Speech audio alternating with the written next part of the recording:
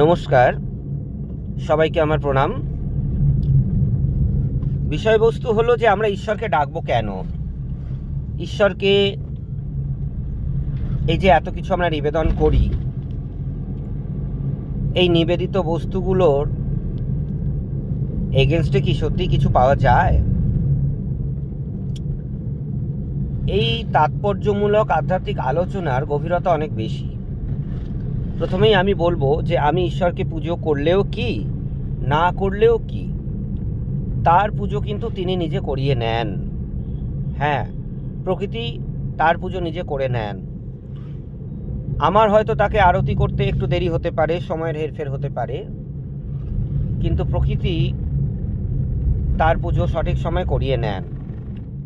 তাহারে আরতি করে চন্দ্র তপন, দেব মানব বন্দে চরণ।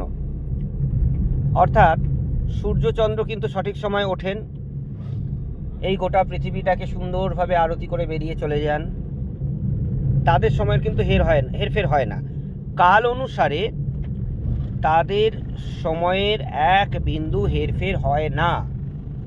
আমাদের সময়ের হেরফের হয়, কিন্তু তাদের সময়ের হেরফের হয় না। একটা আম গাছে বছরে মাঘ মাসে কয়েক লক্ষ বকুল আসে। সেই বকুলগুলো শীত এবং উষ্ণতার দরুন বা প্রাকৃতিক বিভিন্ন হেরফেরের দরুন ঝরে যায়। কিছুটা অংশ ছোট বকুলে পরিণত হয়, কিছুটা অংশ আবার সেই মুচিগুলো, ছোট ছোট মুচিগুলো ঝরে যায়। তার মধ্যে 50% মুচি কাঁচা আমে পরিণত হয়।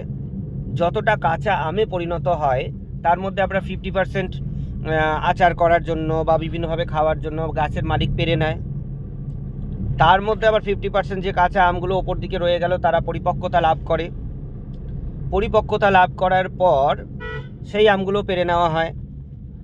কিছু গুটি কয়েক আম গাছের মগডালে থেকে যায়। পাখিরা সেই আমগুলো খায় এবং এক জায়গা থেকে আরেক জায়গায় নিয়ে যায়, উড়ে নিয়ে চলে যায়। সেই আমের আটিগুলো মাটিতে পড়ে এবং আগত বর্ষাকালে সেই আমগুলোর আটি থেকে চারা গাছ উৎপন্ন হয় এবং পরিপূর্ণতা লাভ করে। ঠিক তেমনই এই যে বকুলগুলো, মুচিগুলো, কাঁচা আমগুলো যে ঝরে গেল, ব্যর্থতা তাদের। ব্যর্থতা কিন্তু গাছের নয়। গাছ যথা সময়ে বকুল দিয়েছিল, আমরা গাছ সেটা ধরে রাখতে পারিনি, না, মুকুলগুলোই ঝরে গেছে। ঠিক তেমনই আমরা ঈশ্বরের সন্নিকটে বসবাস করলাম কিনা, আমরা সাধন ভজন করলাম কিনা, তার দায়িত্ব এবং ক্রেডিট সম্পূর্ণ আমাদের, প্রচেষ্টা আমাদের, ঈশ্বরের নয়। তিনি আমাদের চৈতন্য সত্তা দিয়ে জন্মগ্রহণ দিয়েছেন, সম্পূর্ণ দেবত্ব গুণ দিয়ে জন্ম দিয়েছেন।